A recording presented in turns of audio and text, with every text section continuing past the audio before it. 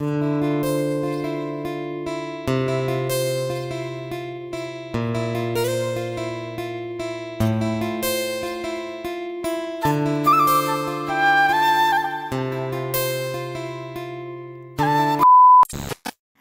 Everyone, চলে এসেছি আবারও আজকে একটা নতুন ভিডিওর সাথে।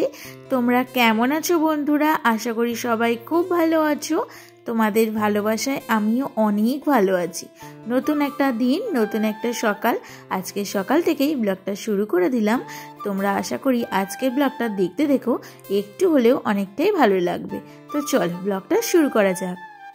সকালে ঘুম থেকে উঠেই জানালাটা প্রতিদিন খুলে দিই, আর দেখছো জানালা দিয়ে কত রোদ ঘরে চলে এসছে। আর বাইরেটা দেখতে এত ভালো লাগে না, খানিকক্ষণ বাইরেটা দেখি, তারপরে কাজবাজ শুরু করি। তো আজকে তোমাদের দাদাভাই না অনেকটাই তাড়াতাড়ি ঘুম থেকে উঠেছে, সেই জন্য আমি বিছানাটা একেবারে তুলে নিয়ে ঘর ঝাঁট দিয়ে নিয়ে তারপরে ভাবলাম স্নানটা সেরে ভগবানের সেবা করব।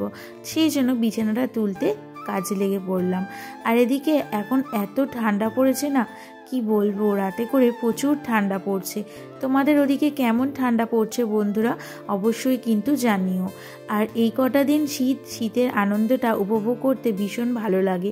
তারপরে আবার ভ্যাপসা গরম পড়বে যে কি সেই, তো সেই জন্য শীতকালটা আমার ভীষণ ভালো লাগে। তবে অনেকটা ঠান্ডা পড়লে একটু মনটাও খারাপ হয়ে যায়, তখন অত ঠান্ডা আর ভালো লাগে না। আমরা বাঙালিরা এরকমই, খুব শীত সহ্য হয় না, আবার খুব গরম সহ্য করা যায় না, তাই মিডিয়াম থাকলে অনেকটাই ভালো লাগে। ঘরটা ঝাঁট দিয়ে নিলাম, বিছানাটাও তুলে নিয়েছি, তারপরে না ভাইয়ের ঘরে চলে এসেছি। চাদরটা আজকে আর পাল্টাবো না, কারণ এখন শীতকাল, তাই চাদর না বেশি পাল্টাতে লাগে না, অনেকদিন পর পরই পাল্টে দিই। আর এদিকে বিছানাটা তুলে নিচ্ছি, বাইরে রোদটা না ভীষণ ভালো লাগছে। তবে এখন কিন্তু প্রচুর ঠান্ডা জানো তো, কিন্তু কাজ করছি বলে ঠান্ডাটা মনে হচ্ছে না। যখন চুপচাপ বসে থাকি তখন কিন্তু ঠান্ডাটা বেশি লাগে, তবে যখন কাজের মধ্যে থাকি তখন আর ঠান্ডা বলে মনেই হয় না। আর আলনাটা দেখছো কি অবস্থা হয়েছে, ভাই সবসময়ই এলোমেলো করে রাখে, আর সেই জন্য আমি এসে প্রত্যেক দিনই গুছিয়ে দিই। আর ড্রেসিং টেবিলটা একদমই দেখছি ধুলো পড়ে গেছে, কিছুদিন আগেই না পরিষ্কার করেছি, তাও ধুলো পড়েছে।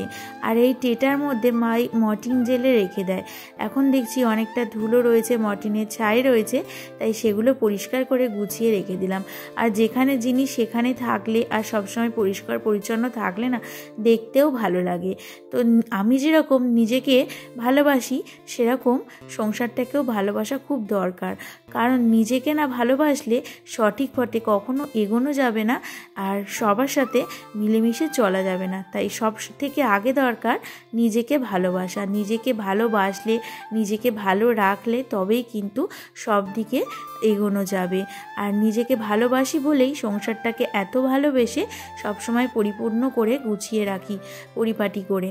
আর আমার না ভীষণ ভালোও লাগে, কারণ ঘর বাড়ি যখন ধুলো থাকে, এলোমেলো জিনিসপত্রগুলো থাকে, যেখানে জিনিস সেখানে থাকে না, তখন দেখতেও ভালো লাগে না, আর বসে থাকলেও মনের মধ্যে কিন্তু সেই টেনশনটা হয়। আর মনে হয় যেন এই জায়গাটা যদি পরিষ্কার করে রাখতাম তাহলে বেশ ভালো লাগতো। তাই সবসময়ই আমি পরিষ্কার পরিচ্ছন্ন করে তারপরে কিন্তু একটু ফোন ঘাঁটি বা একটু রেস্ট নিই। তাই সকাল দিয়ে উঠে ঘুম থেকে উঠেই কাজে লেগে পড়ি, আর সকাল থেকে কাজগুলো করি বলে দুপুরে কিন্তু অনেকটাই সময় পাই।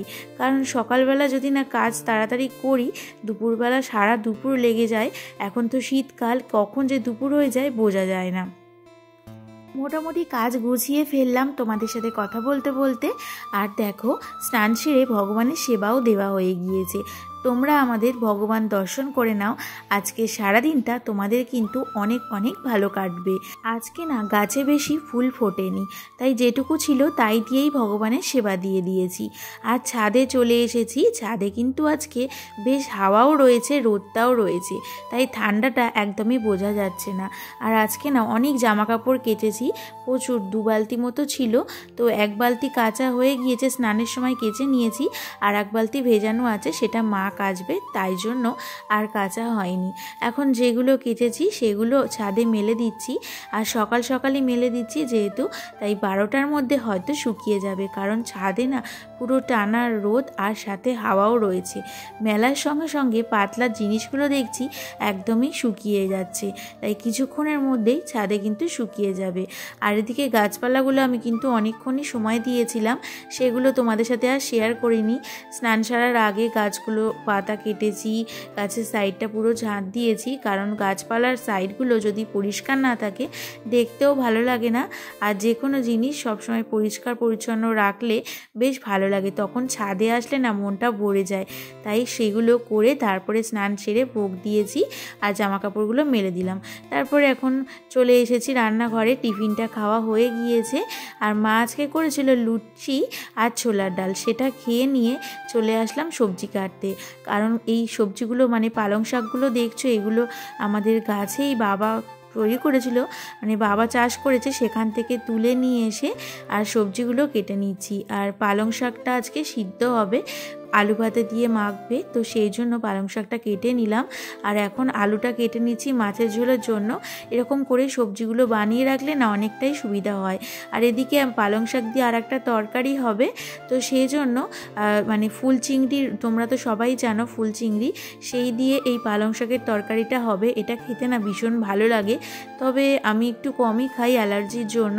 তো দেখো এগুলো এখন ধুয়ে নিচ্ছি, কারণ কড়াটা ছিল তাই ভাবলাম কড়ার মধ্যেই ধুয়ে নিই। কড়াটা কিন্তু মাজা হয়ে গিয়েছে, তুলে রাখার আগে ভাবলাম কড়াটা বড় জায়গা আছে সেটাতে ভালো করে ধুয়ে নিই, তাহলে ময়লাটা বেরিয়ে যাবে।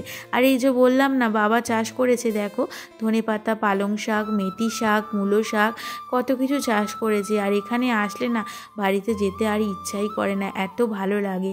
তো রান্নার জন্য কিছুটা ধনেপাতা দরকার জানো তো, সেই জন্য ধনেপাতাটা তুলতে চলে আসলাম। আর আমার আলু গাছগুলো কিন্তু দেখছি এখন বেশ বেড়ে গিয়েছে, তবে জানি না আলু হবে কি না, কিন্তু ইচ্ছা হলো এবছর যে আলু গাছ লাগাই। তো সেই জন্য আলুর ছাল কাটতে কাটতে আমি এখানে 2-3টে বসিয়ে দিয়েছিলাম, আর তোমাদের সাথে শেয়ারও করেছিলাম। আলু গাছগুলো না এখন বেশ বেড়েছে, জানি না আলু হবে কি না, তবে গাছটা দেখতে বেশ সুন্দর লাগছে। আর এই দেখো এই কটা ধনেপাতাই দরকার ছিল, তাই আর বেশি তুললাম না। আর ওদিকে দেখো কত গাছপালা, মানে কত কিছু শাক সবজি চাষ করেছে বাবা। আসলে না মনটা ভীষণ ভালো হয়ে যায়, চারিদিকটা অনেকক্ষণ ধরে দেখি। তারপরে না ঘরে এসেছি, এসে দেখছো বিছানাটার কি হাল। জামা কাপড় আগের দিন কেচেছিলাম, কিন্তু সেগুলো গোছানোর আর সময় হয়নি, তাই আজকে সেগুলো ভালো করে গুছিয়ে নিচ্ছি। ওদিকে মা রান্না করছে, মা তো সব সবজি কেটে গুছিয়ে দিয়েছি, মা রান্না করছে। আর এই সুযোগে ভালো করে বিছানাটা গুছিয়ে নিচ্ছি, কারণ এরকম জামা কাপড় জানি না তোমাদের বাড়িতে ছড়িয়ে ছিটিয়ে থাকে কি না, আর আমাদের তো থাকেই। তো সেই জন্য ভালো করে গুছিয়ে নিচ্ছি, দেখতে সুন্দর লাগে, এরকম ছড়িয়ে ছিটিয়ে ভালো লাগে না, তাই জন্য। তো আজকের ভিডিওটা বন্ধুরা তোমাদের কেমন লাগলো অবশ্যই কিন্তু জানাতে ভুলো না। যদি আমার ভিডিওটা তোমাদের ভালো লেগে থাকে আমার পাশে থেকো। আর নতুন বন্ধুরা যারা আমার নতুন বন্ধু হয়েছে তাদের জন্য অনেক অনেক ভালোবাসা, পুরনো বন্ধুদের জন্যও রইল। আজকের মতো টাটা, দেখা হবে নতুন